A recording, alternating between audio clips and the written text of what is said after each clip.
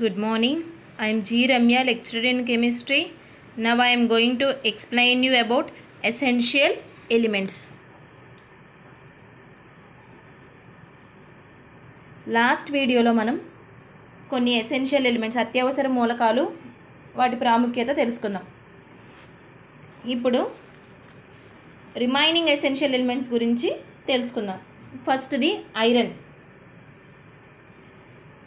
Iron is one of the metal found in greatest abundance in biological system in the form of porphyrin complexes such as hemoglobin and myoglobin.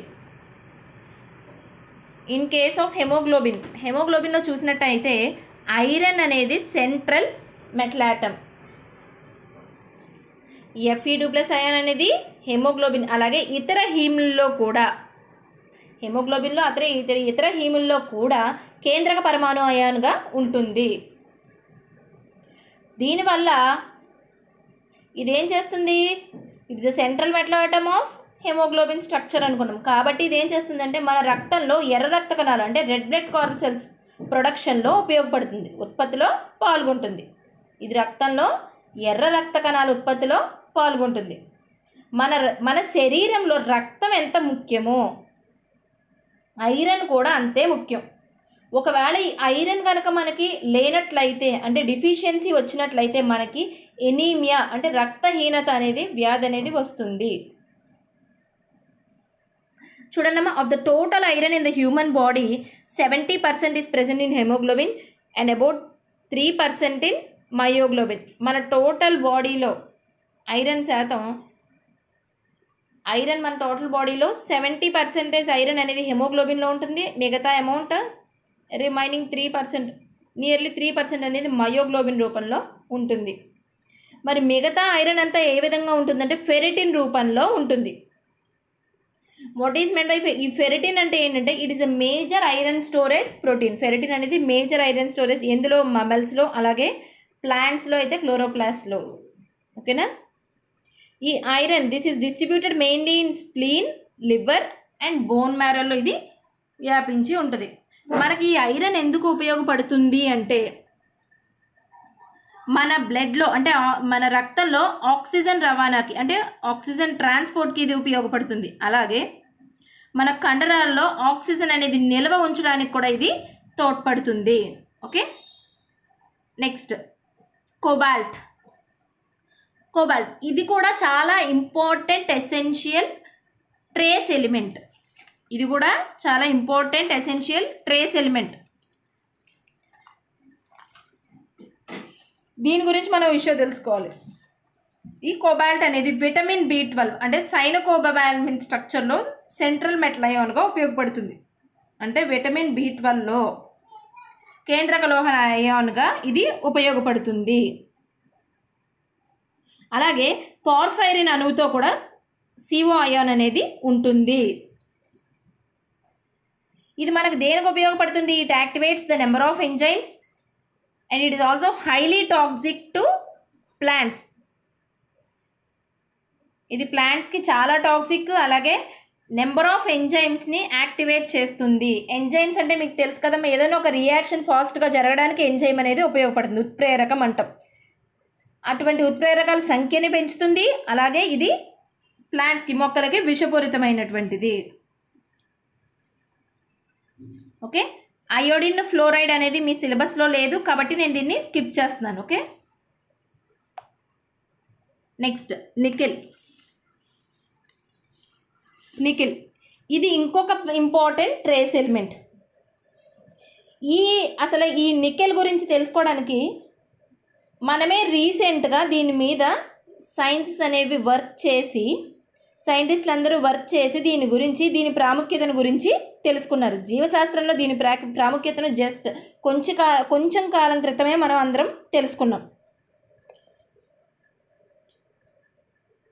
ఇది ఏం చేస్తుందంటే ఒకవేళ ఇది లేనట్లయితే, తక్కువ మోతాదులో ఉన్నట్లయితే ఇది అదే చిక్స్ అంటే మనం కోడి పిల్లలు అంటాం కదా, అలాగే ఎలుకలు ర్యాట్స్లో ఏం జరుగుతుంది, లివర్ యొక్క ఫంక్షనింగ్ని ఎఫెక్ట్ చేస్తుంది. If it is present in small amounts, చాలా తక్కువ శాతంలో ఉన్నట్లయితే. ప్లాంట్స్కి చాలా విషపూరితం, అలాగే కొంచెం వరకు మమల్స్కి ఇది మోడరేట్లీ టాక్సిక్ టు మమెల్స్, అంటే కొంచెం వరకు మమెల్స్లో ఇది విషపూరితం అని చెప్పుకోవచ్చు. Carcinogenic if present in large concentration in biological agent, ఎక్కువగా కనుక బయోలాజికల్ సిస్టమ్స్లో ఇది ఉన్నట్లయితే ఇది క్యాన్సర్కి కారణమవుతుంది. అలాగే ఇది చాలా చర్యల్లో ఉపయోగపడుతుంది. ఏంటి అంటే మీథేన్ను ఏర్పరచడం అటువంటి జీవ చర్యల్లో, అలాగే Na2+ ముఖ్య పాత్ర అనేది వహించడం మనం చూస్తాం. ఆర్సెనిక్ కూడా నేను స్కిప్ చేస్తున్నానమ్మా, అది మీ సిలబస్లో లేదు. Next major element is zinc.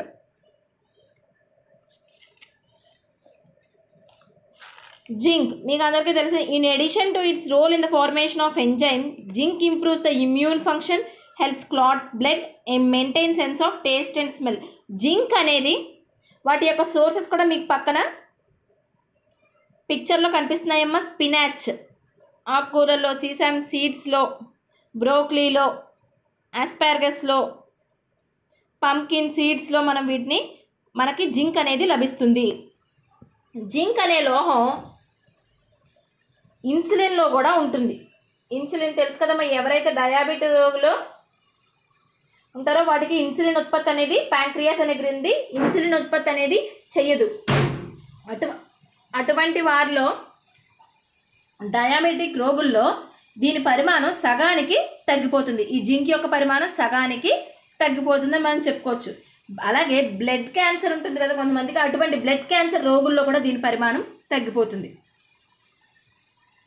మళ్ళీ ఇంకొకసారి చెప్తున్నామా, జింక్ అనేది దేనికి ఉపయోగపడుతుంది అంటే ఎంజైమ్స్ని, ఉత్ప్రేరకాలని తయారు చేయడంలోను, అలాగే ఇమ్యూన్ ఫంక్షన్, రోగ నిరోధక శక్తి పెంచడంలోను, బ్లడ్ క్లాటింగ్, రక్తం గడ్డకట్టేలా చేయడంలో, అలాగే maintains the sense of taste and smell, మనకి వాసన కానీ లేదా రుచిని కానీ తెలియజేయడంలో జింక్ అనే ఎలిమెంట్ ఉపయోగపడుతుంది. Keep you can obtain sufficient amounts of zinc by regularly eating eggs, sea food, red meat, fortified cereals and whole grains. ఇంకా జింక్ దేనికి ఉపయోగపడుతుంది అంటే మనం ఇక్కడ ఏం చెప్తున్నారంటే మనం జింక్ అనేది రెగ్యులర్గా మనం ఎగ్స్ తీసుకోవడం వల్ల కానీ, అలాగే సీ ఫుడ్ అంటే చేపలు కానీ, ఫ్రాన్స్ కానీ ఇవన్నీ తీసుకోవడం వల్ల, కన్జ్యూమ్ చేయడం వల్ల, రెడ్ మీట్ని కన్జ్యూమ్ చేయడం వల్ల, సెరల్స్ వల్ల లేదా గ్రెయిన్స్ వల్ల మనకి జింక్ అనేది మన ఆహార రూపంలో మనం ఇంటేక్ తీసుకోవచ్చు. మన స్కిన్ హెల్దీగా ఉండాలన్నా, మన చర్మం అనేది ఆరోగ్యవంతంగా ఉండాలన్నా, అలాగే మన ఎదుగుదలకి ఇది చాలా ఉపయోగపడుతుంది. ఇందాక చెప్పాను కదమ్మా, ఇన్సులిన్లో కూడా జింక్ ఉంటుంది. ఎవరైతే డయాబెటీస్తో, షుగర్తో సఫర్ అవుతున్నారో వాళ్ళలో జింక్ అనే ఈ మెటల్ అయాన్ యొక్క పరిమాణం తగ్గిపోతుంది. అలాగే బ్లడ్ క్యాన్సర్ ఉన్న వాళ్ళలో కూడా జింక్ యొక్క పరిమాణం తగ్గిపోవడం మనం గమనిస్తాం. ఓకే, క్రోమియం అండ్ సెలీనియం చెప్పట్లేదమ్మా, నేను సిలబస్లో లేదు. Next major element is copper. Copper అనేది మన లైఫ్కి చాలా చాలా అవసరమైన ఎలిమెంట్ అమ్మా. మన జీవనానికి కాపర్ అనేది చాలా అవసరం. ఇది ఇంపార్టెంట్.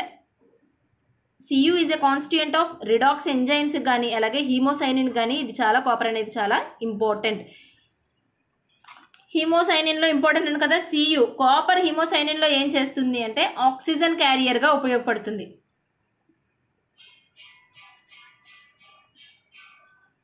అలాగే సియు కలిగి ఉన్న ఎంజైమ్స్ అనేవి రిడాక్స్ ఎంజైమ్స్ పైన చెప్పాం కదా, రిడాక్స్ ఎంజైమ్స్లో ఇది ఇంపార్టెంట్ కాన్స్టిట్యూయెంట్ అని. రిడాక్స్ అంటే ఏంటి, ఎక్కడైతే రిడక్షను ఆక్సిడేషను జరుగుతాయో దాన్ని రిడాక్స్ రియాక్షన్ అంటాం. అటువంటి రిడాక్స్ ఎంజైమ్స్లో ఇది కలిగి ఉంటుంది కాపర్ అని చెప్పాం. కాపర్ కంటైనింగ్ ఎంజైమ్స్ అంటే రిడాక్స్ ఎంజైమ్స్లో ఏం పని చేస్తుంది అంటే పిగ్మెంటేషన్ ఆఫ్ స్కిన్ పిగ్మెంటేషన్కి, బ్రెయిన్ ఫంక్షనింగ్కి, అలాగే and in iron metabolism in body, in haemoglobin formation కూడా ఇది ఉపయోగపడుతుంది. ఒకవేళ కాపర్ కనుక మన హ్యూమన్స్లో డెఫిషియన్సీకి జరిగితే అంటే లేకపోతే కొరత వస్తే దాన్ని ఎనీమియా అంటాం. అలాగే ఒకవేళ కాపర్ కనుక అధిక మోతాదులో మన శరీరంలో కనుక ఉన్నట్లయితే అది విల్సన్స్ డిసీజ్కి కారణమవుతుంది. ఈ విల్సన్స్ డిసీజ్ మనం ఎక్కడ చూస్తాము అంటే ఇది ఒక జెనెటిక్ డిసార్డర్, అంటే వంశపారంపర్యంగా వచ్చే ఒక వ్యాధి అన్నమాట. అది మన రెండో జనరేషన్ లేదా మన తదనంతరం రెండో లేదా థర్డ్ జనరేషన్ వాళ్ళకి ఇది సంభవిస్తుంది. 4 to 5 ఏజ్ గ్రూప్స్ ఉన్న వాళ్ళకి 4 to 5 years నియర్లీ చిన్నపిల్లలకి ఇది ఎక్కువగా వస్తుంది.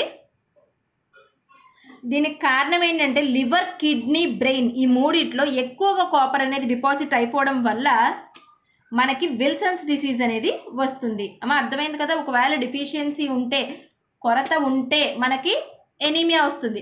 అలా కాకుండా కాపర్ అనేది ఎక్కువగా ఉన్నట్లయితే మనకి విల్సన్స్ డిసీజ్ అనేది వస్తుంది. మన జీవనానికి మాత్రం కాపర్ అనేది చాలా చాలా అవసరం. యాక్చువల్గా అయితే ఎదిగిన మానవుల్లో, హ్యూమన్ బీయింగ్స్లో కాపర్ అనేది అడల్ట్స్లో, నథింగ్ బట్ అడల్ట్స్లో 100 గ్రాముల పరిమాణంలో ఉంటుంది. ఎంత ఉండాలి? 100 గ్రాముల పరిమాణంలో ఉండాలి.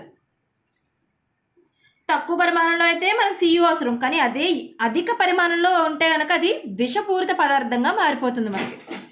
మనం ఆహార పదార్థాల ద్వారా, మనం తీసుకునే ఆహారం ద్వారా ప్రతిరోజు సుమారుగా 45 మిల్లీగ్రాములు అంటే 45 mg మనకి అవసరం అవుతుంది. అదే జంతువుల్లో కనుక ఇది లేకపోతే రక్తహీనత వస్తుంది, ఎనీమియా చెప్పాం కదా. అలాగే దీనివల్ల ఏమవుతుందంటే కంటికి సంబంధించిన అనారోగ్యాలు అనేవి మనకి వస్తాయి. ఓకేనా. ఇప్పటి వరకు మనం లాస్ట్ వీడియోలో ఈ వీడియో కలిసి ఎసెన్షియల్ ఎలిమెంట్స్ గురించి చెప్పుకున్నామమ్మా. Sodium, potassium, magnesium, calcium, iron, zinc, cobalt, nickel, copper, zinc. ఇక్కడి వరకు ఎసెన్షియల్ ఎలిమెంట్ టాపిక్ అనేది కంప్లీట్ అయింది. Thank you.